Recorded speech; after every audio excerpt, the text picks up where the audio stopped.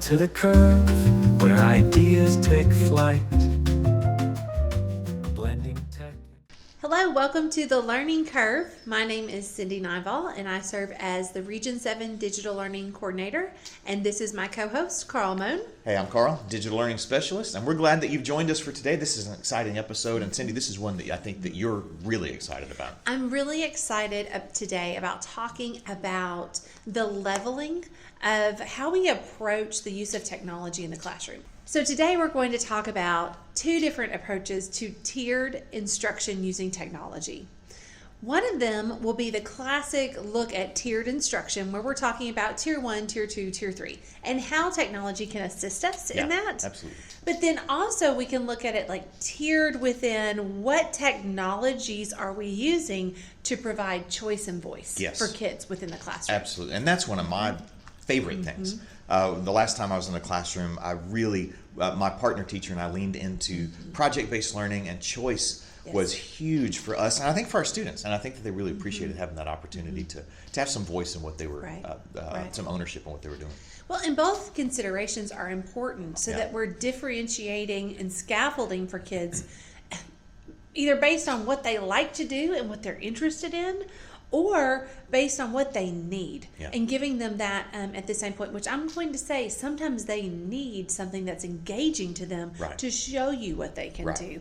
I remember when I was a GT specialist in a district and we were providing differentiated instruction, there would be children who would not do anything for me unless it was a project-based learning, and then they could perform better than anybody else in the class. Absolutely. And so these are two things that we do have to consider. It's not just about tier 1, tier 2, tier 3, but it's about how can we incorporate some of these digital learning tools to really engage our learners so that we're helping them progress to higher levels of mastery. So let's start with tier 1, tier 2, tier 3, which typically or traditionally had been called response intervention, or RTI, has taken on a new name, and it's MTSS, multi-tiered support system. Okay. Yes, sir. And tier 1, tier 2, tier 3. So tier 1 instruction is your traditional whole class, right? Where we are giving the whole class has the same type of lesson basically, and typically tier 1 instruction is a high quality lesson that should meet the needs of at least 80% of our classroom. This is where we're working with those grade level standards, where we're working with, if I always speak reading and writing, we're working with a grade level text. And so we're teaching them what they need to master the content for that grade level. And so this is also where best practices like gradual release come in. We've got to use things, we've got to model, we've got to think aloud, they've got to practice, we've got to help facilitate to move them to independence. So that's that tier 1 instruction. And then tier 2 is reaching those students who perhaps haven't had their needs met by that whole class activity. So small grouping is typically a strategy that we use. It's not the only one that we can use, but it's typically one that we use for tier 2 instruction. And it's really looking at how can we provide that additional support to those students who we're still trying to get to mastery, right? But what are the scaffolds that we can offer to them to help them reach that higher level of achievement? And this may be where we're working with them to fill some gaps that maybe they had before. And I'm going to say every kid has tier 2 needs. They could be your straight A kid in class, but they're going to have a tier 2 need somewhere at some time. And so providing opportunities to meet those needs, but also using digital tools to find out what they are, is really an opportunity that we have now that may not have been so prevalent in past years. And it just lowers that learning curve. It does for the teachers to help them offer those supports as needed. And one more thing about tier 2 is tier 2 has to be planned for. It has to be addressed in order for kids to truly grow. If we don't have that time built in to meet those needs and fill those gaps, then we're actually slowing ourselves down in tier 1. And so it's a very important part of the whole instructional cycle. And then finally we get to tier 3, which is just a more intense version of tier 2 really, and it typically was going to take place almost in a one-on-one environment. Because these are students who really, really need that extra level of support and that extra structure perhaps to get them to mastery in that. And they need those supports regularly. Right. They many times these tier 3 interventions are systems that require a certain amount of time, a certain frequency, but yes, that one-on-one, because a tier 3 intervention is going to meet them where they're at, and these children are all very different in what those needs are. And so we're so thankful for those people that work with our tier 3 kids. Yeah, absolutely. And because those kids also are going to need things like confidence approached, and so we're very thankful for that opportunity. It should be only about 10% of your kids that need that tier 3, or less than 10%.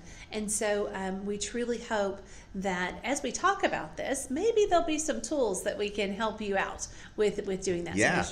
So a tool that we have, especially if we're talking about writing instruction, is our Write Align ECR scoring tool. And you might think that it's limited because it's just ECR scoring, and it is. It's explicitly designed for ECR scoring. Yes. But the feedback that you get is where we can, I think, really lean into, especially tier 2 and perhaps even tier 3 instruction with that. So I want to talk about this because this is close to my heart. Yeah. I've done so much work with ECR. And the ECR is about 20 to 25% of the points on the STAR test. So if you're getting your STAR data back and you're seeing that kids really did not do well, you need to look at, is it because of what they did on reading? Is it because of what they did on multiple choice writing? Or is it because of what they did on the ECR?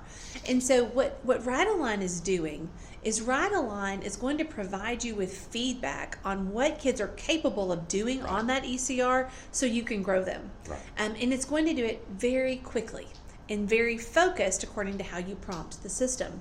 And so I'm going to give this example. My own child is a tier 2, tier 3 child. And so he's doing great on his STAR test. I'm very proud of him. But when it comes to that writing, man, we are just groping for every point that we can get. And so what Write Align is going to allow is it's going to allow for his teacher to see, okay, he has this part of the rubric mastered, but now if I will grow him in this part of the rubric, then he can get this many points, right? Because we're talking about a situation where we had no points, to now we've gotten 3 points, and so his goal next year is to get 5 points, right? And so I love that Write Align gives you the tier 2 gaps for each individual child, and that could even be the kid who got a 9. Yeah. Yes. So now what does that kid need to work on? And I think that's so important that you point that out, because just because you get a perfect score on the writing part, that doesn't mean that you are a perfect writer. Because all the scoring systems are doing are asking, did you actually answer the prompt? And did you do it in these ways? Yes. And if you did, then you're successful. But we've seen perfect scores that are far less than perfect writing. And so what I love about that is, and you said this earlier, every student is a tier 2 student in some area, in some way, because we can all improve. And I think that that's really the goal of learning anyway, is that we learn how to be learners. And if we have the humility to accept that, even as adults, then we realize, all right, there's an area that I can grow here. And that's just an opportunity. Right. And so what we're seeing, you know, Carl programmed this. He did such a great job. It's an amazing tool. And he programmed it to help grade ECRs. Yeah. But now we're going in and we're going, oh my gosh, the feedback that it gives for those supports, because you will get information on what your whole class needs, tier 1. Then you'll get information on, all right, this group of kids need to work on central idea. This group of kids need to work on evidence. This group of kids needs to work on explanation, and so forth and so on. So that it's just reiterating that fact that if we fill a tier 2 need, we're growing kids. Yes. And it's a perfect example of what we're discussing right now. Yeah, and that's what's really, and that's a tool. That is one tool that you can use. And we're going to talk about some more as we kind of go through this. But let's sidestep just for a second, because we've been talking about that intervention strategy and looking at tier 1, tier 2, tier 3 instruction. But you brought up something earlier, especially when we're talking about choice and voice in the classroom, and how this larger idea of tiered instruction and scaffolded learning, differentiated learning, can really support every learner and meet every learner where they are, whatever their learning needs happen to be. So it might be an MTSS or RTI sort of situation, or it might be, how can we differentiate our lessons? How can we provide opportunities for choice? And I love you were talking about, and it was 3 Ps just a second ago before we started the episode. Yes. So when we differentiate, we can differentiate content, which in this case, we're not talking about differentiating content. In a tiered approach here, in this part of the conversation, we're all working toward the same learning goal. Right. But we can differentiate pace, product, and process. Yeah. Okay? So how quickly they get it done. Right. What is it that they're making for us? Or what is the process that they go through? Like, what tech tool do they use to get there? And so we can differentiate that, and that really offers kids voice and choice and what's going on, and we really get high levels of engagement when we do that with kids. And I think that one of my favorites, and I love all of those, because when you're thinking about pace and product and process, that this is blended learning, and that's what's something that's really dear to me. But when I'm going to use one as an example, when we allow for differentiated product, because at the end of the day, does it matter what my student makes, or does it matter what they learn? And maybe if I can be a little flexible in what I allow them to create, maybe they're achieving that level of mastery of the content in making something I never would have thought of, I never would have made, that doesn't meet necessarily my learning needs, but it's not about my learning needs, it's about that student. Well, they're taking it and applying it. Yeah. They're applying it in meaningful ways to them, which is going to engage them in deeper thinking and commitment and motivation to what they're doing. So I think about, when I taught the laws of motion, all right? And so in that law of motion, they all had the same content. They had to build Rube Goldberg machines that showed all 3 of those laws of motion. But they had a choice in, how long do you want your Rube Goldberg to be? What resources do you want to use? What simple machines are you going to put in there? Because they just had to apply the laws of motion. Right. That was the whole goal. And so I had some that I had to kick out of my classroom every day because they're so engaged in trying to figure this out. But I believe it was because of choice that they had. I think so. Yeah, absolutely. And we saw similar things in levels of engagement. We'd have kids coming to our class at times that it wasn't so like, go away. It's, go to your other stuff. And but I love that in that enthusiasm. And that's what's really, really exciting to me. Well, and think about it in real life. We have it set in our class that they're going to learn X content. Right. But in real life, they're going to take and apply that in a multitude of different processes, in a multitude of different products, and they're going to have to do it in a multitude of different paces. Yeah. So it's just also preparing them for the real world and making it relevant to them. Yep. And so I love that. And so when we're thinking about all of these things now, so how can I best support all of my learners no matter what their learning needs are? Whether it's intervention strategies or it's offering choice and voice in the classroom, we've got some tech tools that we want to just address and talk about. And we're not going to demo them right now today, but we want to talk about some opportunities that you have. We mentioned Write a Line, which is our tool that we developed that is specifically designed for ECR scoring. So fabulous. And it's wonderful. Call us, we'll give you a demo on that and we'll show you what that looks like. But there are a few others that we've kind of played around with just to learn ourselves how to do it, but then so that we can help teachers discover new ways of scaffolding instruction, and they've even using this in tier 2 and tier 3 instruction as well. It's been a lot of fun playing with these. I will say that the reason why so many of these are successful is that they allow a couple of different things. First, I think they allow for the teacher to set up appropriate tier 2 small group rotations. That's always a challenge. I mean, we know it. Number 1, finding the time. Right. Number 2, how do I know what other kids are doing while I'm working with a small group of kids, and how do I make them behave? So one of the tools that I want to, I'm going to jump in and talk about my favorite. Do it. This is my favorite. I began to play with a tool called Snorkel last spring, and this was before I even got to had the privilege of joining the digital learning team. And it's Snorkel without the E, so SNORKL. And what Snorkel does is it leverages feedback and how feedback can be given to kids in a timely manner so that they can learn from any mistakes that they may have had that don't reach those tier 1 expectations and immediately try it again. And so Snorkel allows the teacher to put in a question of their choice. It gives them a rubric that they can either make themselves or AI will generate it and then they can approve it. That's usually the path that I take. And then the kids are assigned this activity. It would be great in a digital station, right? In small group rotation. And they have to solve the problem.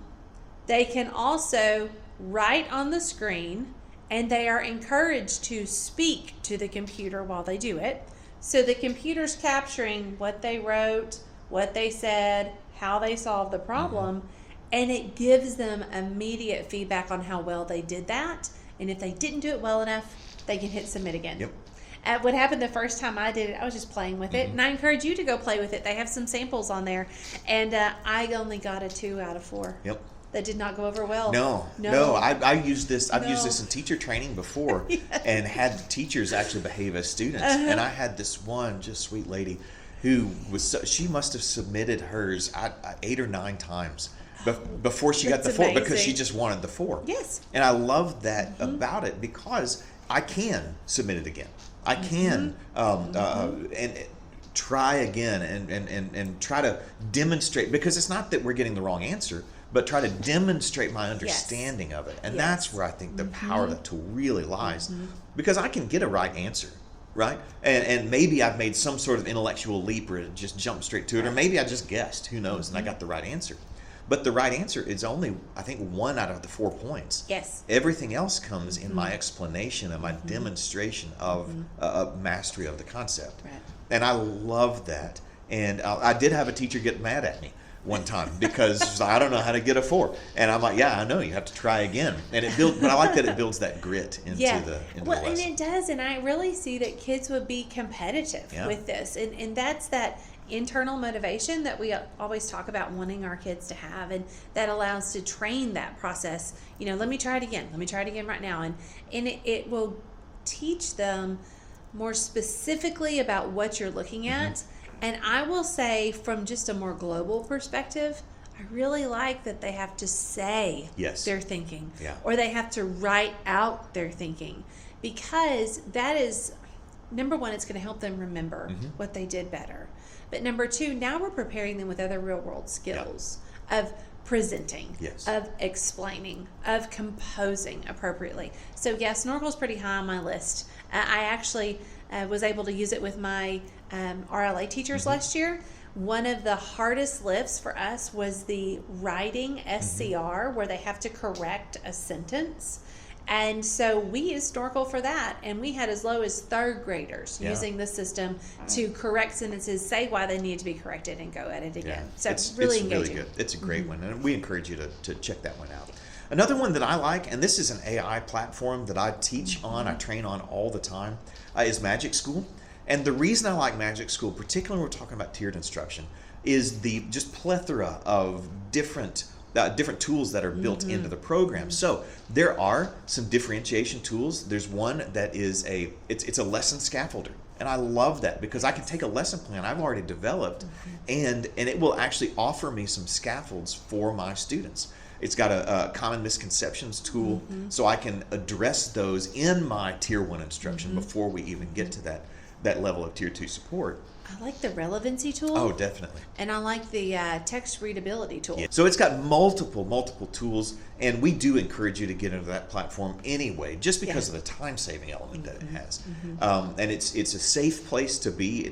It's got educational, academic guardrails on it already, and I love the student side of the platform, because it offers us a place to put students that is ethically responsible and teaches them even appropriate use of the AI tools. So Magic School, I love that one. A couple more that we've got, adaptive Google Forms. Google Forms you can take, and we've used this especially to help us get grouping for Tier 2 support. Because if you can use the sections feature on Google Forms, and you can build it so that depending on the answer that you give, it will actually direct you into multiple different pathways.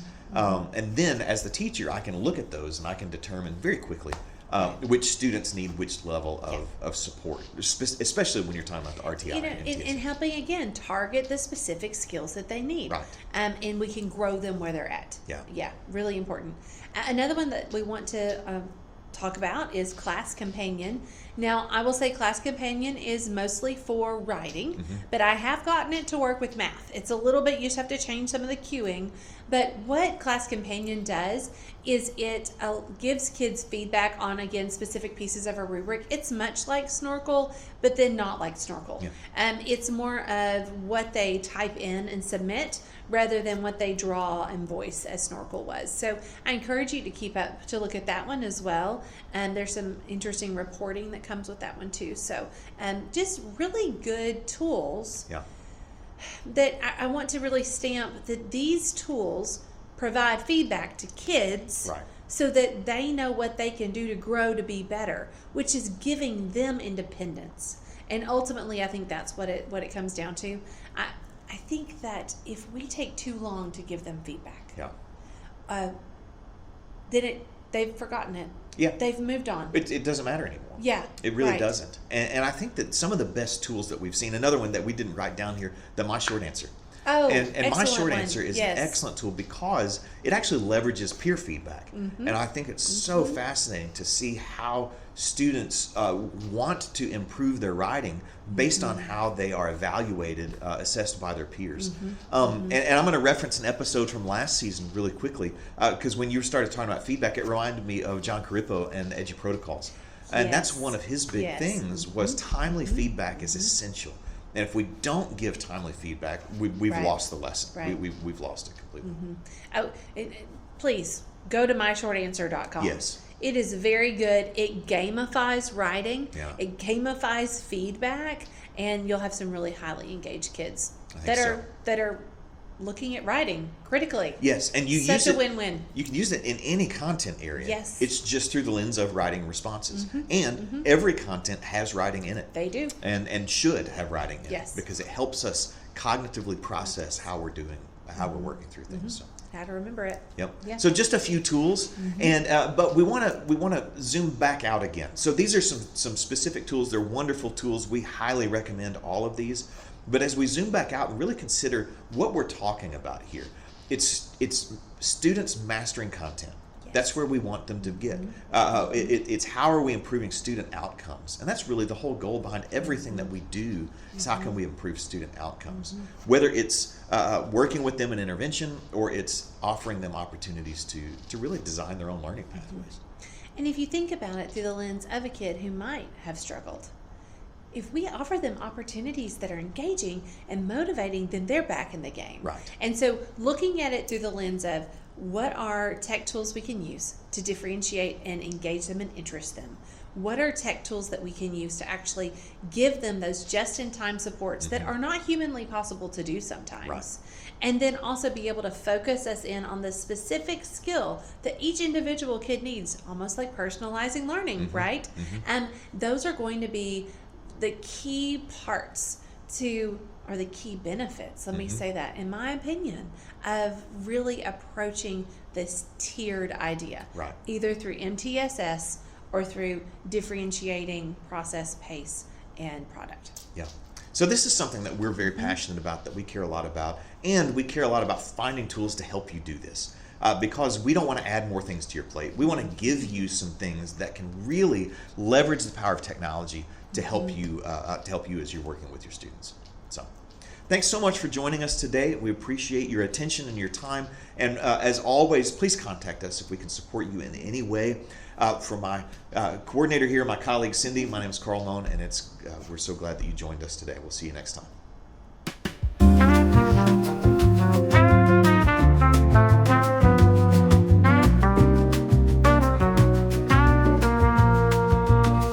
Welcome to the curve, where ideas take flight.